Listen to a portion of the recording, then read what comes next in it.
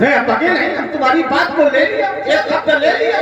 सीता ने अद्वैत को माला समर्पित की, तो फिर वो अद्वैत है कि द्वैत है? अब वो अद्वैत है। अब तुम कहोगे हाँ अद्वैत है, क्या बताओ?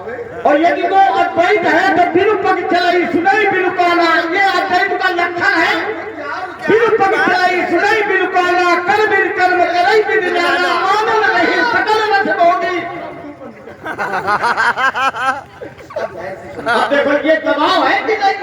अगर वो अद्वैत है राजकुमार, देखो हमेशा याद रखो, जब सिंह तुम अद्वैत, तुम प्रधान नहीं, हम लड़का समझ के छोड़ रहे हैं और तुम भड़बड़ाओ ना। अगर मुझे तुम पूर्ण स्वतंत्र कर दो, अब धैर्य से सुनोगे कि नहीं सुनोगे? अब इन्होंने व्यवहार क्या किया देखा आपने? खड़े हो जाओ जरा, हम आपको इसका उत्तर दे रहे हैं। देखिए हल्ला मचाने से उत्तर नहीं निकलता है। उत्तर सुनने के लिए थोड़ा धैर्य रखिए। अद्वैत के दो स्वरूप हैं जो आपने बताया, ये दो स्वरूप है, अगुण सगुण दो ब्रह्म स्वरूपा। जब चौपाई का अर्थ नहीं जानते तो हम क्या बताओ, तुम्हें बताओ।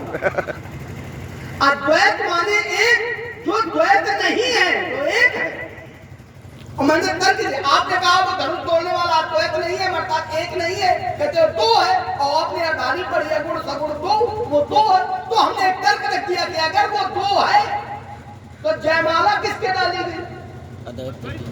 फिर वही बात, अद्वैत के जयमाला नहीं डाली गई, एक के जयमाला डाली गई। अद्वैत का अर्थ नहीं जानते हो तुम क्या होता है, अब हम वहां नहीं जाएंगे। दो स्वरूप है, तो अलग लो। अब हमें केवल यहाँ पर आइए जो हमारा आपका बिंदु है।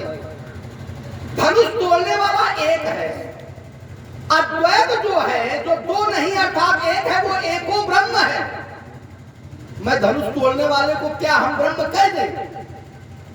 आप लोग बताओ, यही चरित्र की रक्षा है, इसको छिपाना है। सा एवायम मया तेत योगा प्रोक्त पुरातन भक्तों में सखा चेत रहस्य में हेतु दुत्तमम। इस रहस्य को छिपा के रखना है। अगर बहुत बड़ी समस्या आ जाए, प्राण संकट में आ जाए, कोई समस्या खड़ी हो जाए तो किससे कहा जाए?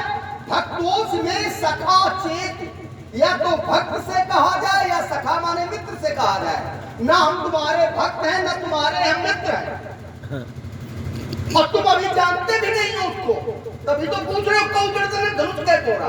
जब तुम नहीं जानते हो कि वो द्वैत है कि अद्वैत है, मनुष्य है कि पुरुष है कि राजा है कि राजकुमार क्या है, तो तुम ये अद्वैत अद्वैत की बातें नहीं करनी चाहिए तुम्हें। इसको समझिए, देखिए इसको समझिए। ये मैं इसलिए कह रहा हूँ कि अन्य बालकों को घुमाया करो, हमको थोड़े ना घुमा पाओगे। अब और सुनिए, माने तुम क्यों कहो, हम सब सुनते नहीं। अच्छा नहीं, आपके द्वारा कहा गया जिसने धनुष तोड़ा वो अद्वैत है, ये कहा कि नहीं कहा? क्या कहा कि वो अद्वैत है ना?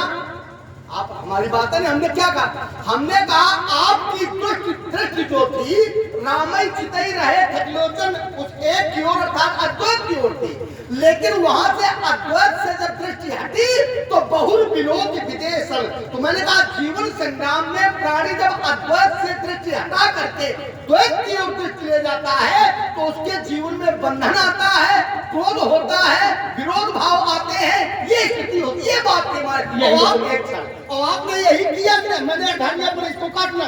हमने कहा आपकी दृष्टि थी रामई चितई रहे थक लोचन रूप अपार मार मद मोचन, और यही स्थिति अगर बनी रहती लेकिन नहीं रही, तुरंत आपकी दृष्टि हटी कहाँ गई? बहुल विलोक विदेश। कोई भी बात में इतनी हल्की थोड़ी ना होता जितना लेके उड़ जाता है। हाँ, हाँ। बहुल विलोक विदेश, बहुल माने फिर, इसके बाद बहुल माने फिर, इसके बाद, अरे हाँ फिर, इस घटनाक्रम के बाद फिर घटना, फिर बुद्धि लगा। बहुल विलोक विदेश। कौन सी घटना? अब बताओ, भाई कर रहे हो कौन सी घटना? अब तुम हमसे सुनो। वो घटना ये थी कि रामई चितई रहे थकलोचन। अच्छा, राम। इनके नेत्र राम जी के ऊपर लगे थे तो इनके नेत्र ठग लोचन माने नेत्र स्तंभित हो गए। क्यों स्तंभित हुए? तो कारण बताया गया क्योंकि उसका रूप अपार है। मार मद मोचन है, कामदेव के मद को नष्ट करने वाला। तो जिसकी दृष्टि वहां पर लगी हो और वहां से अगर दृष्टि हट जाए और संसार की ओर देखने लगे तो परिणाम क्या आया? तब वही है सुनत वचन फिर अनंत निहारे, देखे चाप खंड मई डारे, तो अत बोले वचन कठोरा। ये है इसका मूल रहस्य। मैंने हमारी बात पूरी हो जाने दो, अभी तो हमने आपको बात को समझाया, अब ये देखो, अब हमारी बात भी इस बालक ने जहाँ चाह यहीं रुको, मैं वहीं रुका। कैसे रुक जाऊं? मेरी बात तो जाने दे, स्पष्टीकरण देखो हो कुछ कैसे? नहीं, किसी जगह थोड़ा भाव हमारा, मैंने किसे देखा? इसके भाई को देखा। और लक्ष्मण कह रहा जब आपकी दृष्टि अद्वैत पर पड़ी तो इसका भैया क्या अद्वैत है? और अद्वैत है कौन? जो एक है। और एक है कौन? जो निराकार है, वही है। और उसी के लक्षण मैंने बताया कि अद्वैत तो अगर एक है तो बिनु पग चले सुनई बिनु काना, कर बिन कर्म करई बिन नाना। मैंने उसे लक्षण जब दिए और मैंने देखा किसे? साकार को देखा कि निराकार को देखा? मैंने साकार को देखा कि निराकार को देखा? मैंने तो साकार को देखा। अच्छा, आप हमें देख रहे हैं तो आपके मन की भावना क्या ये जान सकते हैं? अगर वो अद्वैत है तो क्या जीव की सामर्थ्य है कि अद्वैत के रहस्य को वो समझ ले, जान ले? यहीं रुको। अद्वैत माने क्या? निराकार होता है क्या? क्या होता है? हम आपसे पूछ रहे हैं। हाँ, अद्वैत जो दूसरा नहीं अर्थात एको ब्रह्म है, वही एक है। अद्वैत का मतलब होता है आमानी नहीं, अद्वैत माने दो, जो दो नहीं है अर्थात एक है। तो एक है इसका अर्थ ये थोड़ी नहीं कि वो निराकार। अब देखिए इसको समझिए, परमात्मा के दो स्वरूप हैं, एक निराकार स्वरूप, एक साकार स्वरूप। परमात्मा जब संसार को इन नेत्रों से परमात्मा को जब जीव नहीं देख पाता, नहीं दिखाई देता है, सब में जब वो व्याप्त है तब वो निराकार होता है। वही जब भक्तों के प्रेम के बस हो जाता है तो वो साकार हो जाता है।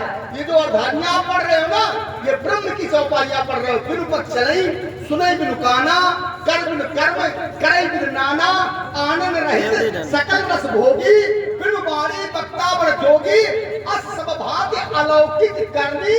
और आगे क्या है? अरे कुछ नहीं, कैसे है? यही फसाव है तुम्हारा। महिमा जासु जाई नहीं वर्णी। और तुम हमें क्या बता रहे हो? जिसकी महिमा का वर्णन नहीं किया जा सकता है और उसे आप हमें बता रहे हो। महिमा जासु जाई